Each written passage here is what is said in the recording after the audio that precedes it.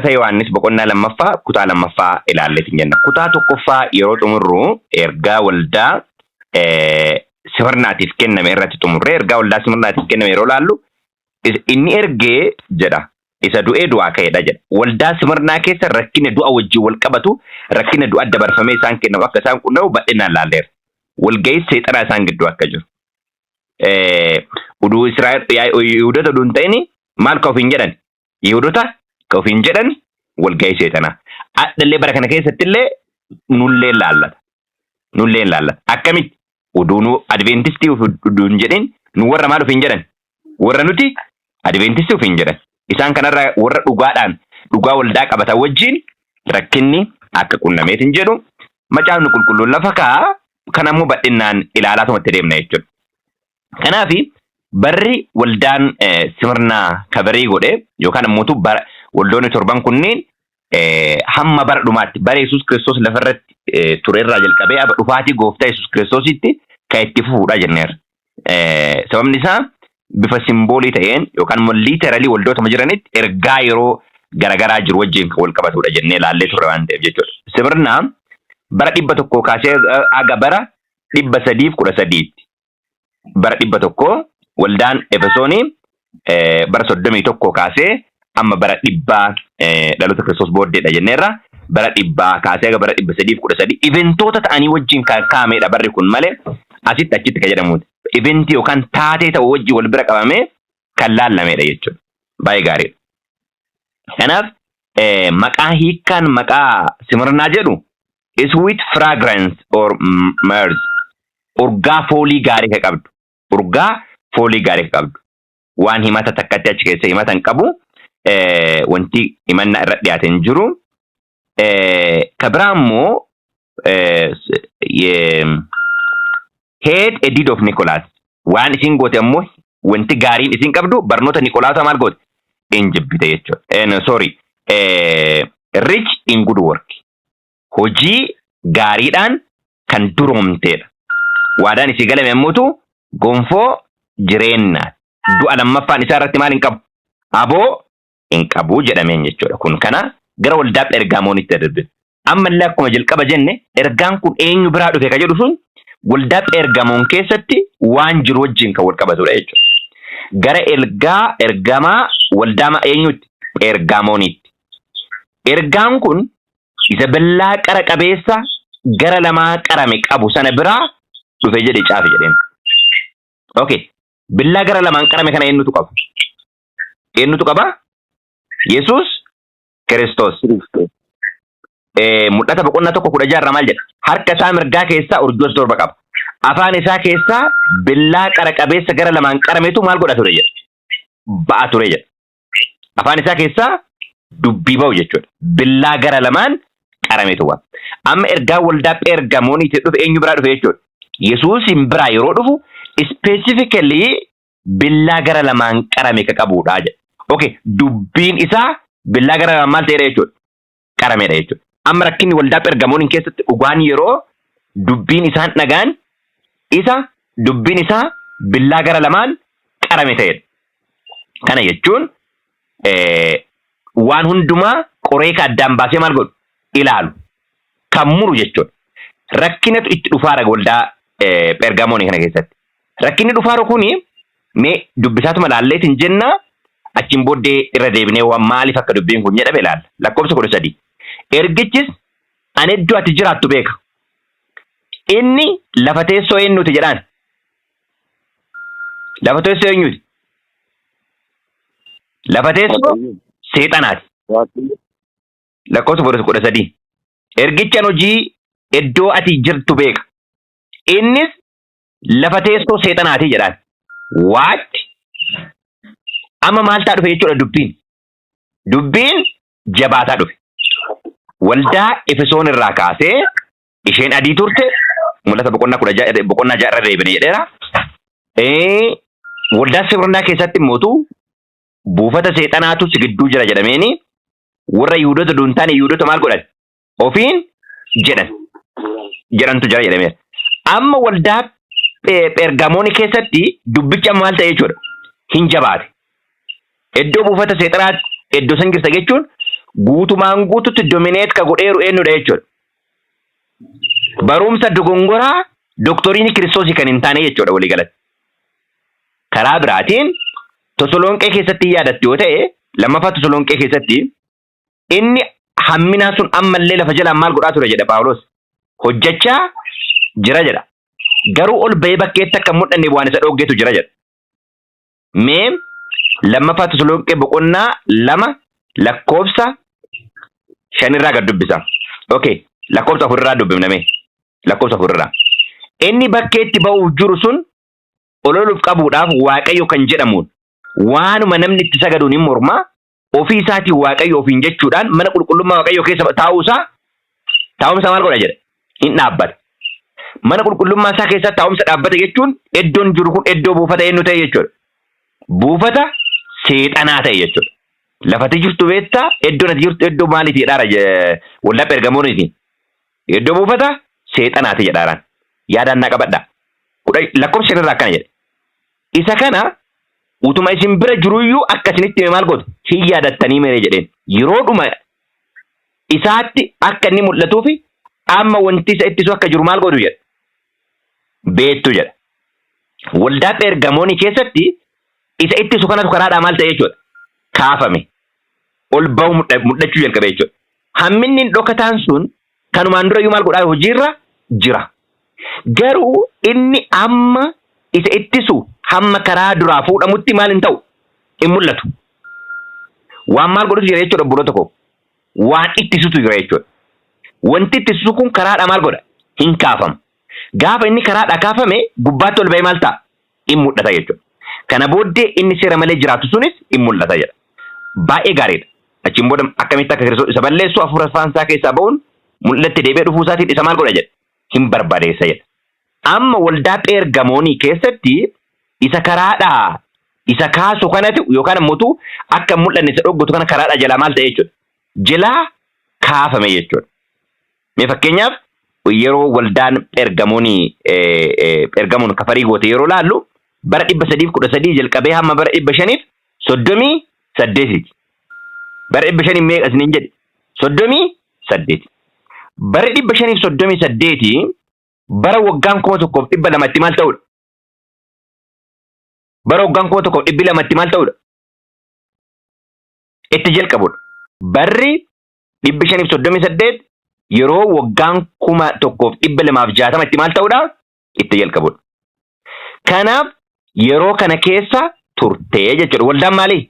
Waldaan Phergamoon. Amma sirna Phaaphaasummaatitu ol bahee mul'achuu jalqabe jechuudha. Karaa biraatiin amantii fi mootummaa gidduu daangaa jirutu maal ta'e jechuudha. Cabe jechuudha. Mootummaan amma bara 538 especially bara 508 jalqabee gara 538tti gaafonni sadan jiru kan itti buqqaanidha. Gaafonni sadan jiran sunni maal fa'aadha? Heeruls, Vandalsii fi Ostraagars kan jedhaman gaafonni sadiin buqqaanii gaafni xiqqoon yeroon itti dhibba ol baatee mul'atte bara 530 meeqa? 38. Bara 538 kun yeroo itti inni garaagarummaan amantiif mootummaa jidduu jiru cabee ol bahee mul'ateedha jechuudha. Kanaaf waldaa Phergamooniitiin maal jedhaa? Ergichis ani iddoo ati jiraattu beekaa innis lafa teessoo maaliiti jedhaan? Teessoo seexanaati jedha. Kana jechuun dhugaan akka jiruun iddoo dhiitamee sobni iddoo maal godheera jechuudha? Qabateera jechuudha. Okay, itti fufna. Ati garuu maqaa koo jabeessitee qabattee malee bara Antiphaas dhuga baatuun koo amanamaan koos inni isin gidduutti iddoo seexanni jiru sanatti ajjeefameyyuu anatti amanuu kee maal hin goone jedha? Hin ganne jedha. Antiphaas jechuun nama dhuunfaatii miti. Nama dhuunfaa ebalu jennu miti. Antiphaaphaas jechuudha. Antiphaaphaas. Antoo fi Phaaphaas kan jedhu irraa kan dhufedha. Kana Daniel with Revelation irratti yeroo ilaaltanii hin jettanii akkasi kaayetiin jedha. Okay, iskolaaronni kana irratti illee nama dhuunfaa seenaan isaa Antiphaas jedhamu hin jiru. Sirna san warra maal godhanidha jechuudha. Warra mormanidha. Sirna maali? Sirna Phaaphaasummaa warra mormanidha. Isaan kunniin warra yeroo san maal ta'anidha jechuudha iddoo kanatti qalamanidha jechuudha. Haa ta'uti gidduu kanatti illee dhugaan iddootti eeggameera mun eeggamne obboloo tokko. Dhugaan iddoo ofiitti eeggameera mun eeggamne eeggameera. Garuu jedha lakkoofsa 14 irraa wanta muraasa sirratti maal godheera argadheera waan gaarii. Namoota warra barsiisota Bala'aamitti qabamanii jiraniif achi qabda. Barnoota eenyutti qabamanii jiraatan?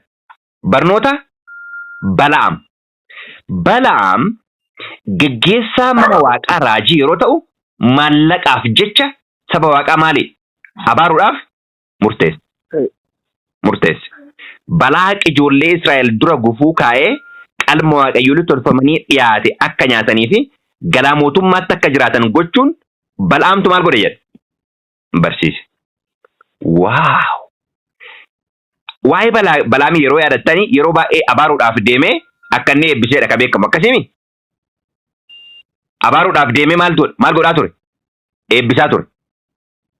Dhumarratti karaan abaaruu isaa mijachuu dinnaan karaa abaaruutiin dadhabee jennaan dhumarratti maal isaan godhe beektu? Nyaata waaqayyoolii tolfamaatiif dhiyaatan akka nyaatanii fi ejjaan akka isaan salphatan isaan godhe. Gaafa isaan gara mootummaatti gadhiifamanii waaqayyo mootu aarii isaatiin adabbiidhaan isaan maal godhe? Isaan rukute.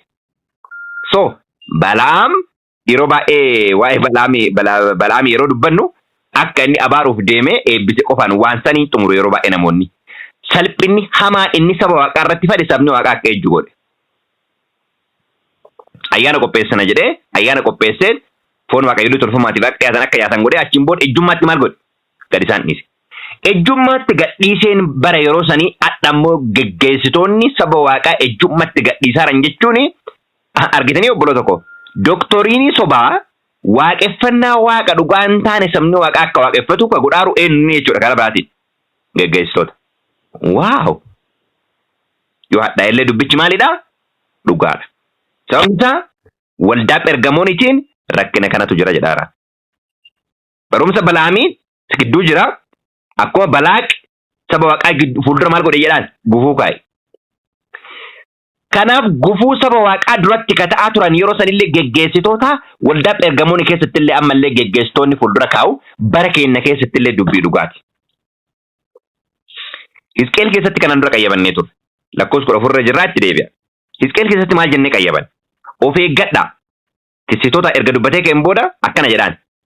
Nyaata isin nyaattanii miilaan lafa dhidhiittanii jedha. Mee isin dubbisa 17 irraa. Hisqeel 34 17 irraa. Waaqayyo gooftaan kunoo ani isin hoolota koo gidduutti korbeeyyii hoolotaa fi korbeeyyii reettii gidduutti maal godha? Nan farada. Isin marga isa gaarii dheeduun isinitti xinnaannaan isaaf immoo miilaan lafatti maal gootu? Dhidhiittu. Yaadannaa qabadhaa. Marga isa gaarii ofii keessanii dheedduu jedhaa. Argitanii? Warri kun warra filamanidha dubbiin dhugaa kan isaanii kennameera jechuudha. Hin dheedduu isaaf immoo miila keessanii maal gootu jedha lafatti? Miila keessanii maal gootu jedha obboloota koo? Dhidhiittuu jedha. Dhidhiittuu jedha. Bishaan qulqulluus dhuguun isinitti xinnaannaan isaaf immoo miila keessanii keessa ejjettanii maal gootu? Booressitu. Hoolonni koo immoo isa isin miila keessanii lafatti dhidhiittan maal godhu? Dheedu. Isa isin miila keessanii keessa ejjettanii booressitan maal godhu? Dhugu. Amma kanaaf akka bara Geediyoonii namoota harka isaaniitiin laallatanii dhugantu maal godha jechuudha? Barbaachisa. Jilbifatanii warri dhugan waraanatti hirmaachuu maal hin godhan? Hin danda'an. Sababni isaa bishaanichi maal ta'aadha waan ta'eef? Booraadha waan ta'eef. Namoota harka isaaniitti ol fudhatanii laallataa maal godhaniitu barbaachisu? Dhugantu barbaachisa. Huba keessa jiru keessaa baasaa ka qulqulluu ta'e immoo dhugaa warra jedhantu waraana irratti hirmaachuu danda'a jechuudha. Wattee wonderful. Ammallee bara waldaa Phergamoonii keessatti sirni Phaaphaasummaa yeroo ol ba'u Antiiphaas namni mormitu Phaaphaas yeroo inni ajjeefamu geggeessitoonni ammallee saba waaqaa giddu fuuldura maal kaa'u? Gufuu kaa'u. Ejjummaan akka isaan miidhu. Warri haftuun jiru warri dhugaa iddootti eeganii isaan fuuldura immoo gufuu kan kaa'an akka jiran lafa kaa'u. Waan baay'ee ajaa'iba. Akkasumas immoo barsiisa warra Niqolaawotaatti qabamanii warra jiranis maal goota jedhaan qabda. Barumsa Niqolaayii gubbaa irratti illee laalleera. Waldaa Phergamoonii keessatti illee jechuudha. Inni kunillee barumsa maaliif kenneera? Ejja. Ejjaa fi aarsaa waaqayyoolii tolfamaaf dhiyeeffatan maal gochuu? Nyaachuu. jennee jechuudha. Isa qulqulluu fi isa qulqulluu hin taane gargar baasuu dhabuu. Gargar baasuu dhabuu. Itti aansee ejja. Ejji kitaaba hafuuraa keessatti maaliin bakka bu'a? Ejji macaafa qulqulluu keessatti doktoriinii sobaa. Doktoriinii dhugaa hin taane barnoota sobaa duukaa bu'uu wajjin wal qabata jechuudha. Baay'ee gaariidha. Lakkoofsa 16 ammas yaada garaa keetii maal godhi? Geeddaradhu. Ammas yaada garaa keetii geeddaradhu. Kana yoo gochuu baatte garuu handafee sitti nan dhufaa jara sanas billaa afaan koo keessa ba'u maal godha? Nan lola. Billaa afaan koo keessa ba'u maal godha jedhaan? Nan lola. Billaa akkamii afaanii qaba jennee ergaa jalqaba waldaa Pergamoonitti yeroo jennu. Billaa akkamii biraa qaba jenneer? Billaa gara lamaan qarame. Billaa kiyyaan maal godha jedhaan? Isaan lola. Kana jechuun dubbii dhugaatiin isaan maal godha? Lola. Karaa biraatiin Tasalonqee irra yeroo dubbifnu boqonnaa 2:8 irratti hafuura afaan koo keessaa ba'uun hafuura afaan isaa keessaa ba'uun isaan maal godha jedha? Isa maal godha jedha? Lammaffaa Tasalonqee boqonnaa 2:8 sila dubbifnee turre. Akkana jedha. Kana booddee inni seera malee jiraatu sun hin mul'ata. Yesuus gooftaan hafuura afaan isaa keessaa ba'uun isa maal godha? Isa ajjeesa. Hafuura afaan isaa keessaa ba'uun isa ajjeesa. Billaa kootiin isaan maal godha jedha asirratti? Lola. Billaan kun ammoo wangeela mul'ata 1:16 irratti billaan qara lamaa qabu afaan isaa keessaa maal godha jenneera? Baya. Inni kun dubbii isaati. Dubbiin isin dubbadhu maalidha jedha karaa biraatiin? Jireenya hafuura si jedha jechuudha. Akkamitti akka inni more clear ta'eetiin jedhu waldaa Simirnaa irratti illee barnoota Niqolaawusaa laalleerra Pergamooniin keessatti illee akkamitti akka barnoonni kun jiru laalla jechuudha. Kanaaf 17 irratti namni gurra qabu isa hafuurri qulqulluu waldoota kiristaanaatiif jedhu maal haa godhu? Haa dhaga'u. Hafuurri qulqulluun isa jedhu Amaariffillee Ingiliffillee isa hafuurichi jedhu. Hafuura kan jedhamutu waldoota 7 kan ergame ergamoota 7. Afaan Oromoo qofatu hafuura qulqulluu jedha. Amaariffa Ingiliffallee yeroo dubbiftan hafuurichi jedha. Okay. Kanaafiin waldoota kiristaanaatiif jedhu haa dhaga'u. Karaa biraatiin nu hafuurrillee ergaa nuuf dabarsee waliin dubbanneera. Hafuurri keenya hafuura isaa wajjin maal godhuu isaati? Walii galuu isaati jechuudha. Roomee boqonnaa 8:16 haa dhaga'u. Erga jedhee ka'een booda isa moo'uuf mannaa dhokataa sana keessa maalan godhaaf? Nan kennaaf. Mannaa dhokataa. Mannaan dhokataan kun eenyunni? Obboloota koo mannaan inni dhugaa waaqa irraa gadi dhufe eenyunni? Yesuus Kiristoos ilma Waaqayyooti. An buddeena jireenyaati jedheera miti Kiristoos. Okay. Nuuf immoo mannaan dubbii isaati jechuudha. Dubbii isaati. Foon koo kan hin nyaanne dhiiga koo kan hin dhunne na wajjin qooda qabaachuu hin danda'u. Foon koo kan jedhame maannin? Dubbii isaati. Mannaa. Dhagaa calaqqisaa. Dhagaa adii jedha white stone. Dhagaa calaqqisaa maqaan haaraan irratti caafame tokkos isaa maalan godhaaf? Nan kennaaf. Maqichas isa fudhatu sanarraa kan hafe namni biraa tokkollee maal hin godhu? Hin beeku. Ka jedhu caafameera jedha. Waaw! Maqaa isa haaraatu nuuf kennama obboloota ko. Akkuma eenyuun Yaaqoobiin. Maqaan isaa kaleessa kan Yaaqoob ture amma maal jedhame? Israa'el jedhama. Kuuma keessatti maqaan eenyummaa nama sanii guutumaan guututti agarsiisan jedha jechuudha. Kanaaf akkuma yeroo waldaa Simirnaa illee laalle, akkuma waldaa Efesoon irratti illee yeroo laalle, muka jireenyaa irraa akka inni nyaatuuf aboonan kennaaf, duuti lammataa irratti aboon qabu. Amma asirrattoo dhagaa adii isaaf kenna maqaan haaraa isarratti barraa'eera kan jiru kun badhaasa dhumarratti isaan eeggatudha jechuudha. Okay. Kanaaf kanatti taanee kan jiru waldaa kamidhaa? Waldaa tiyaatiraati. Waldaa tiyaatiraati. Waldaa tiyaatiraa irra kan jiru itti aannee ilaallaa barnoota Niqolaawotaa fi barnoota Bala'aam kan jedhamanii caqasaman kanneen bal'inaan akka ilaaltaniif sin affeera. Kanaaf waldaan Pergamoon akkuma isiniin jedhe barrisiin kabarii goote bara 313 qabee gara 538 sirni Phaaphaasummaa ol ka'ee yeroo itti maal godhe jechuudha? Ijaarameedha jechuudha. Kana booddee ka jiru haga waldaa Filadelfiyaa waggaa 1960 keessa ka jiru ilaallaa jechuudha. Mee hiikaa Pergamoon jechuun maal jechuudha? Ka jedhu height elevation by marriage. Kan ol kaate jechuudha hiikkaan isii. Kan ol kaate ol ka jedhamte elevation. Kana jechuun rakkina keessatti, dhiphina keessatti kan maal ta'a jechuudha. Ol kaatee kan mul'atte jechuudha. Kompilaanti waanni rakkina qabdaa jedhee kan isaanitti himu Bala'aamiif sirna ejjummaa akkasumas immoo